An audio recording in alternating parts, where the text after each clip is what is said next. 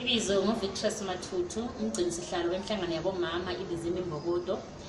iBizima Imbokodo ibisehlelweni lokuqoqa ama-sanitary pads, lokho kusetshenziswa ngomama nxa besensukwini zabo. Besiwaqoqela ukuthi siyowanikeza abantwana abangamantombazana ekhaya eZimbabwe abangelakho ukuthi bakwazi ukuzithengela lawo ma-sanitary pads. Ama-sanitary pads la esiwaqoqileyo kwamanje azonikezwa abantwana baseHlanganani Secondary School eCrossroads ePlumtree mhla ka-30 Disemba kungomgqibelo kusukela ngo-10. Ngakho siyanxusa bonke abanelisayo ukufinyelela eHlanganani Secondary School ngalelo langa abasemangweni wasePlumtree ukuthi bazi bazohlangana lathi sinikeza lawo mantombazana ama-pads. Uhlelo lokuqoqa ama-pads alumanga, luluhlelo luzaqhubeka lusenzeka okweminyaka nesifiso sethu. Sizowaqoqa siwaqoqile siwaqoqile siwathwale siwahambise futhi kwenye indawo. Njengamanje nje sizowahambisa lawo ePlumtree siqhubeke siqoqa, mase siwaqoqile ngo-April futhi sizoya futhi eZimbabwe siyonikeza abantwana kwenye indawo.